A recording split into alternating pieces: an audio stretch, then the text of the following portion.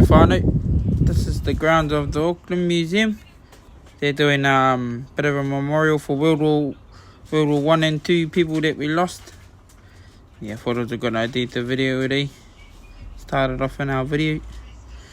But yeah, Whānau, as we go along all this video, I'm just going to be explaining all the pieces. It was a bit too loud, so yeah. So Whānau, this is Pacific Lifeways. In each of these videos, I'm just going to be explaining everything. That's a bit of some art that they do, like necklaces, some tools that they use in everyday life, some outfits that they wear, necklaces and all that. But yeah, Whānau, there's different nationalities like Tonga, Samoa, etc., all the Pacific Islands. Here we go, Whānau. Some instruments that they use even.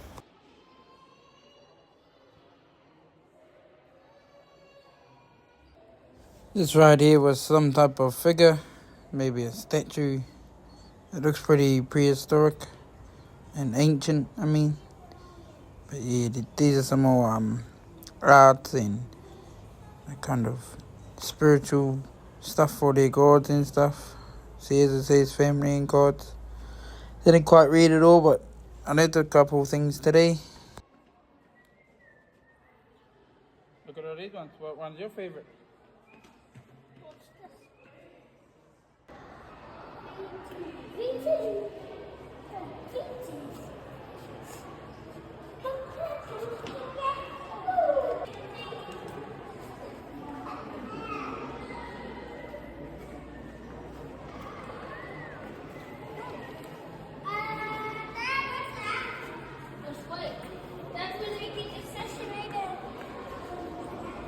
Right here, Whānau, some idols and some flasks that they used to use.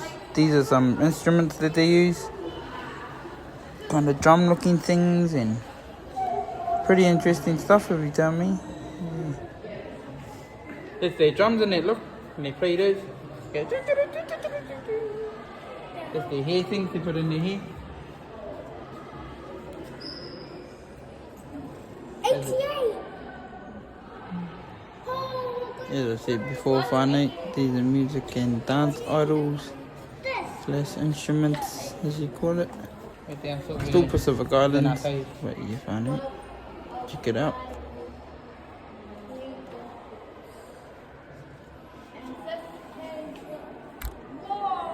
And this cabinet right here, as you can see, it's all the fishing stuff that they use. All types of hooks made out of bone, wood, maybe rocks even. Yeah, Whānau. The loop.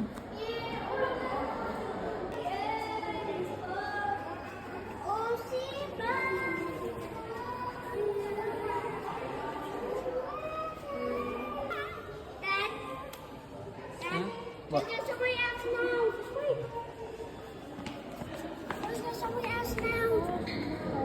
These right here, Whānau, where the navigation tools they use to go from island to island. Those were some rocks. Yeah, some more interesting stuff. Right, here's the Cook Islands, Whānau. Here's some traditional headwear and clothes that they wear for probably ceremonies and special occasions. Not too sure what that thing right there is, but I've seen that before. There's like groups, Cook Island groups that they use, and they go toot toot toot toot toot toot. Yeah, Whānau. Legal.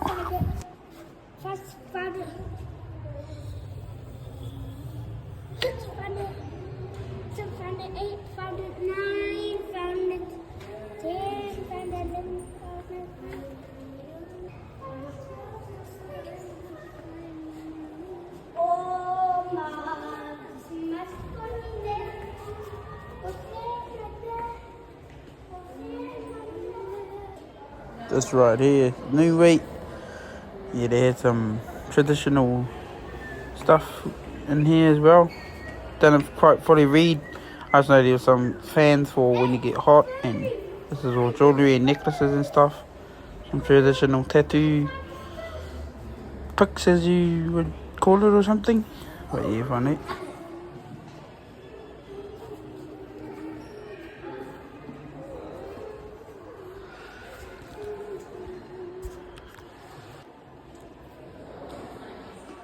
Might as well drop you off at him and then we'll go come do your thing.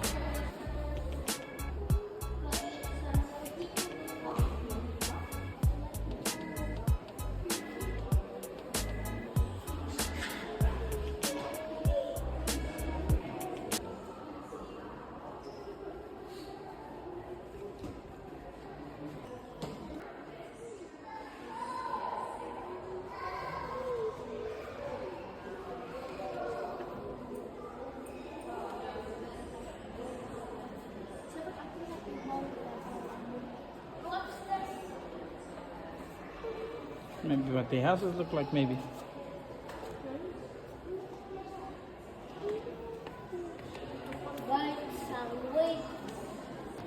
This is the Tongan bit.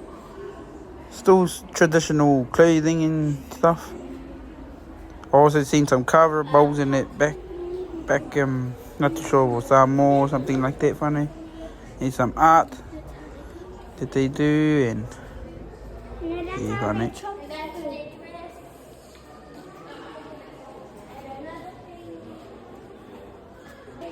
This is how you can tell people who's the king and stuff, like the King of Tonga, King of Samoa, whatever. They all have special idols, all kind of weapons, if you call it. Yeah, funny. This is another showcase box. Has some jewellery, as you can tell.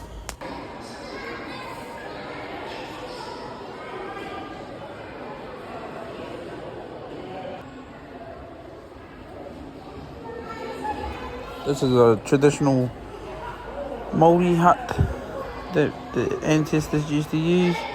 Type of thing that they used to store their water in, or their kumiras and everything. Yeah, it even tells you the soil types and what it used to look like, kind of. Here's a young display. Legal fun.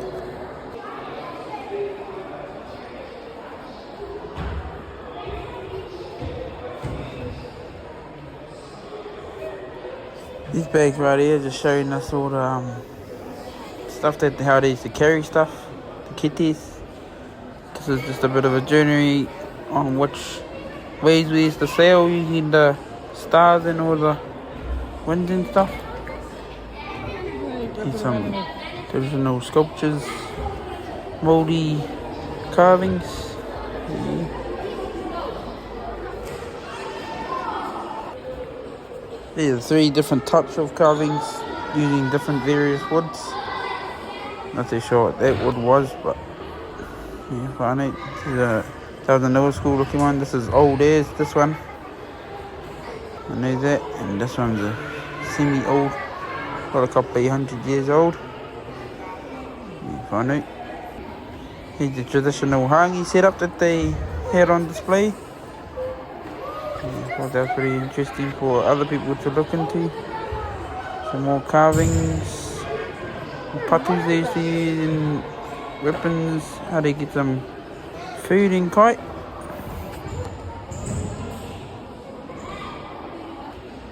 This is what they reckon your local beach would look like. Got tortoises and all these weird looking puppies. That's like water.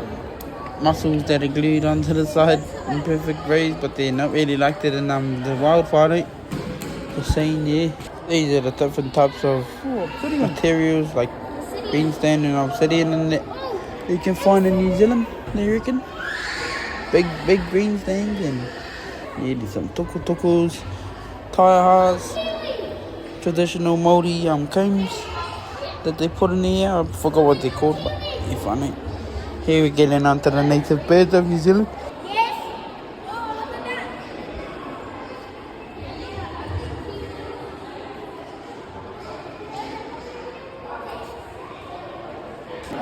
All these are funny as fossils and prehistoric animals that they had, fish, all that type of stuff.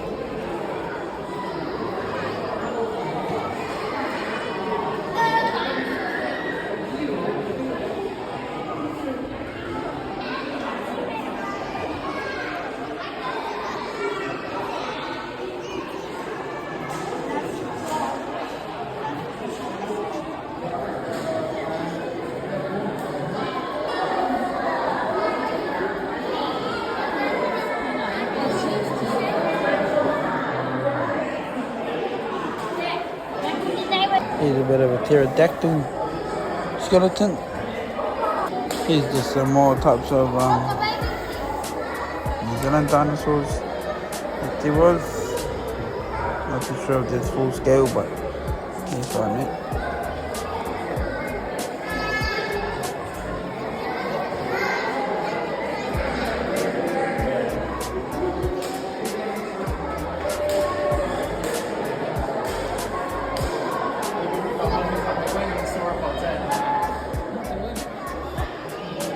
Types of kiwis and moas that we had until we ate them all to extinction.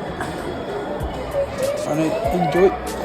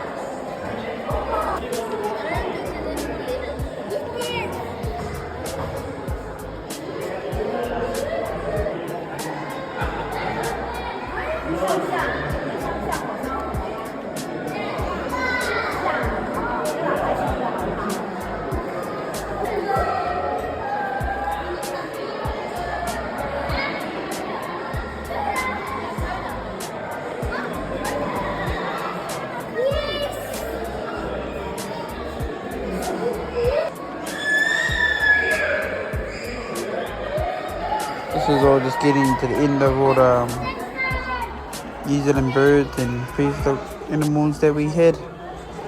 Even types of bugs that there used to be, beetles and stuff. Funny. And this is Raja. He's an Asian elephant that they restored. About 5,000 years old. This whole bit in the Auckland Museum is all dedicated for kids, for learning. So all types of drawers, as you can see right here. They can open and look at creatures. Yeah, there's all types of beetles and bugs.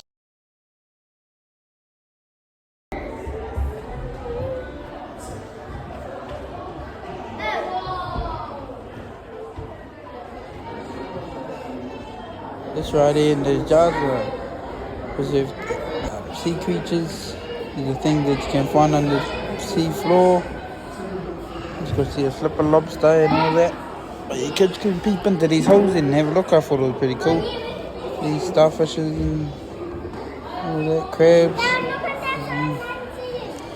Pretty interesting stuff, I know, yeah. Kids would love it if you take them. They also have these. They have microscopes that you can look at bee nests and all that. Beehives, honeycomb, even types of little insects and stuff. You can zoom in and out on the thing itself.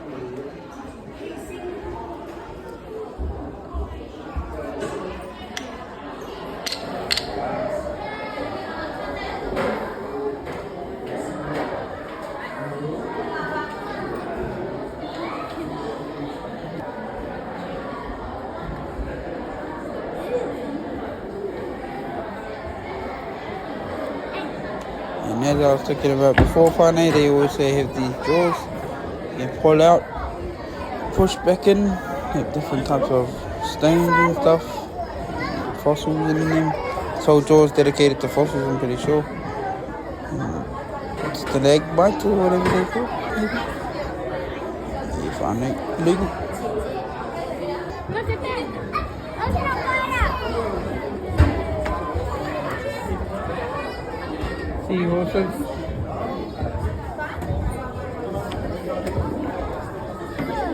Sands. These are all the things that you can find at beaches. Sorry that it's a bit loud. Heaps of people here. Here's the school holidays. Types of crabs. Types of crayfishes. And lobsters, as you call them. Here are some bugs. Bugging sticks. Dragonflies or butterflies. All the way. Keep pulling. Yeah, each drawer has different insects and stuff on it, so you can learn a lot. See what they call scorpions. Even close your eyes, but yeah, find out some big tarantulas and all that type of stuff. Big spiders. Different types of insects. There's wetters, beetles, everything. Find it. Get in there.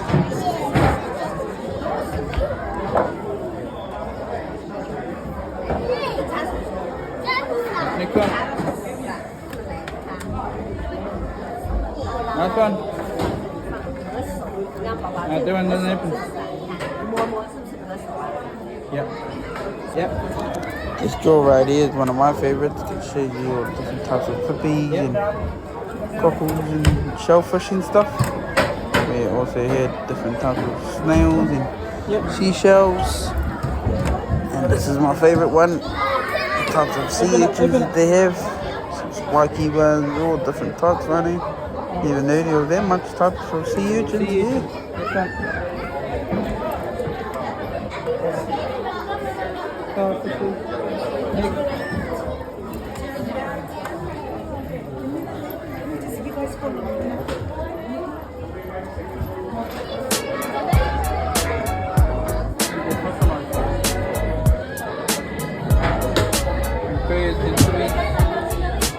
What's that bird? Peacock. No, it's a peacock.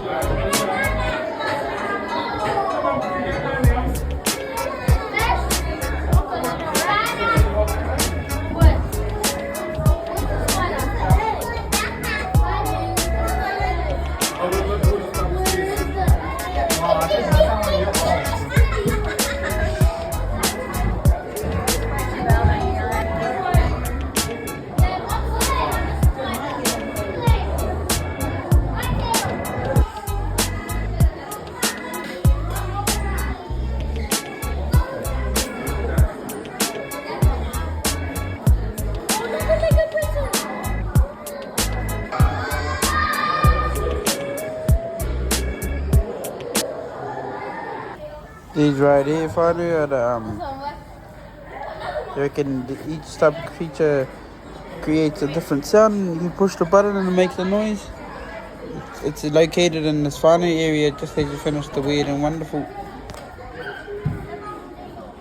This is the main foyer finally. One of the main foyers, the museum store there. I think there's a cafe down there. You can buy food, toys, whatever.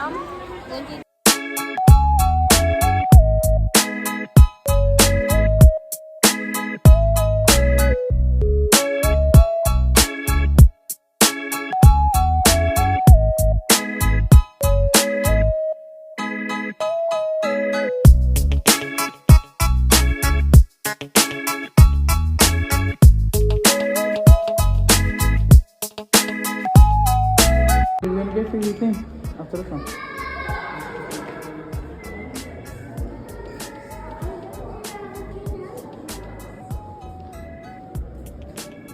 Yeah, after this one. Go on this one. Go on this. This is probably what it felt like to be in a ship whānau. Walk through the door. As you can see, there's a bit of a torpedo in the ground. Matches the fit as we went to Motet the next day. This is on one of the days through the Easter weekend. You find out. Happy Easter. This is a bit of a model of a ship from back in the days. Probably what this looks like, the ship looks like inside. What we're walking through, funny. Here's some more World War II memorabilia, some guns and stuff. Funny. Enjoy.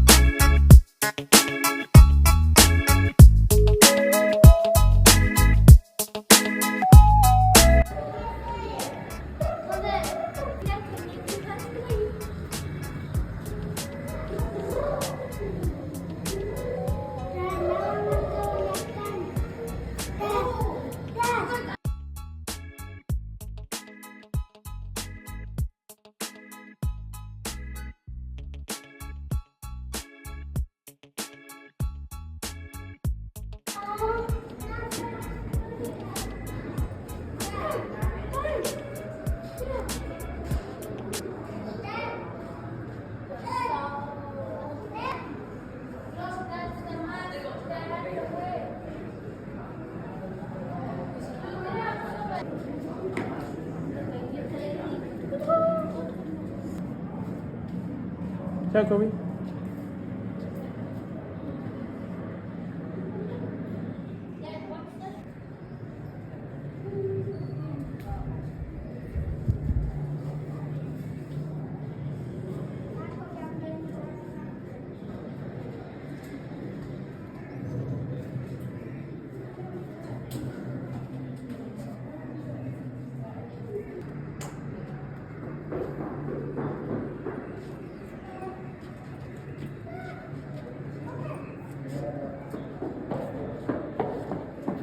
Look, it's that one creepy dog.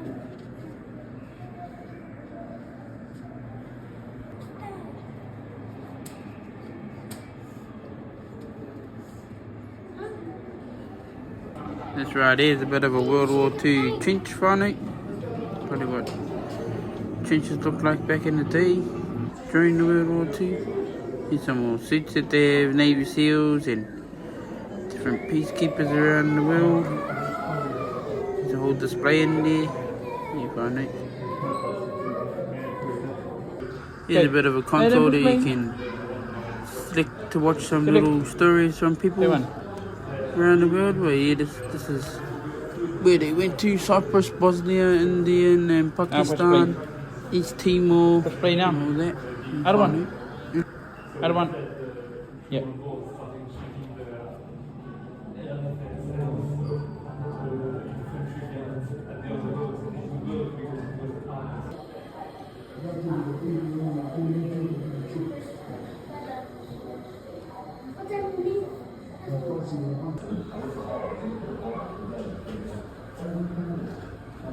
Dad, look. This is today's at the Motet. This is what at the what? Motet.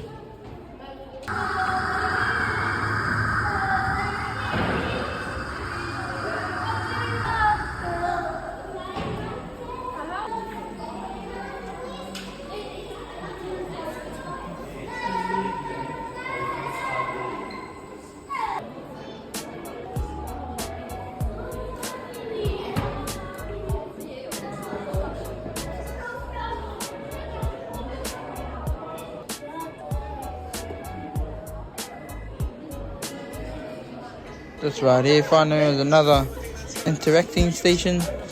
Tells you what there is to eat and whatever you highlight. shows up on the screen what they Where it is on the mantle. eat out of and what they used to weigh, how much kgs it weighed. Yeah, it was a pretty cool interacting station. Legal. Wow. So heavy.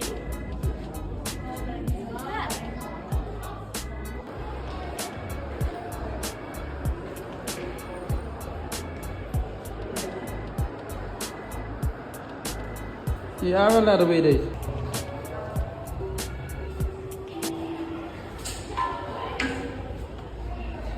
Okay, playtime.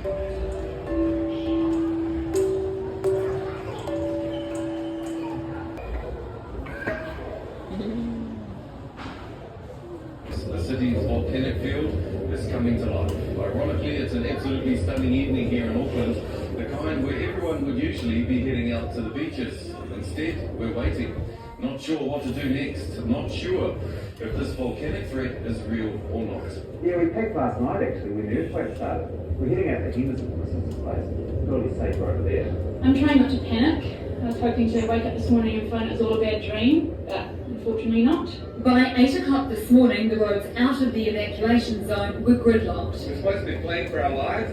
The traffic's not even moving. Despite instructions from civil defence authorities, many people from outside the evacuation zone joined the exodus, increasing congestion. We're asking residents outside the red zone to stay in their homes until further notice. Soldiers from Papakura military camp joined forces with civil defence staff and police, going door to door, making sure no one had been left behind. They also patrolled shopping centres to prevent looting. By mid-afternoon, the evacuated areas were ghost towns and the normally congested roads were empty.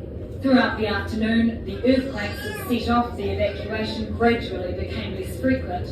But tonight, the city is still on level 3 alert.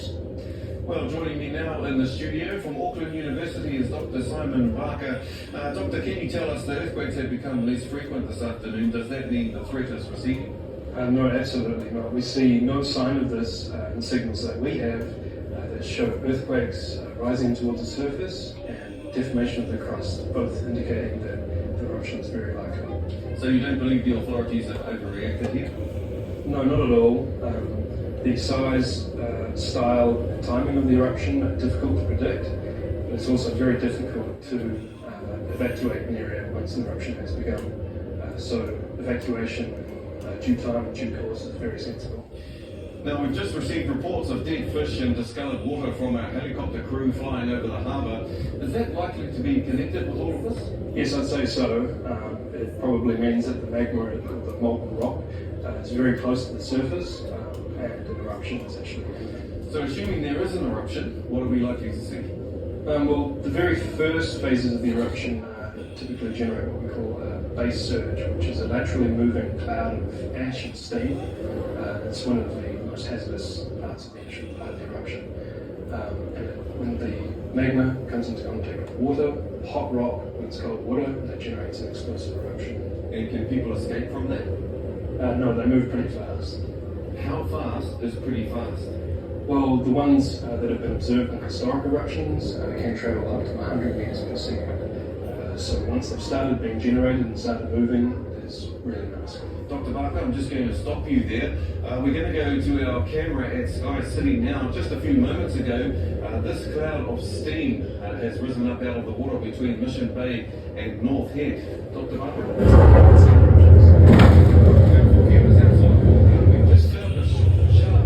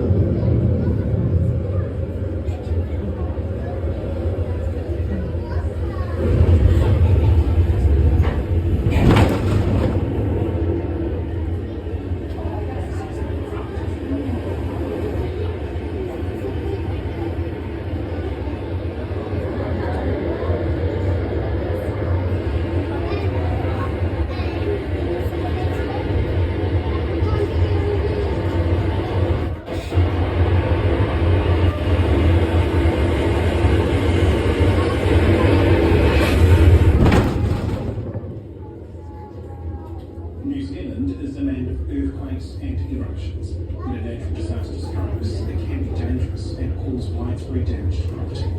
Minimising the risk of destruction due to a natural disaster, such as a volcanic eruption, is a matter of being prepared. It's vitally important you know what to do when a disaster strikes and how to cope afterwards. If you want to learn more about safeguarding yourself and your family, please take an information pamphlet as you leave the Volcano's camp.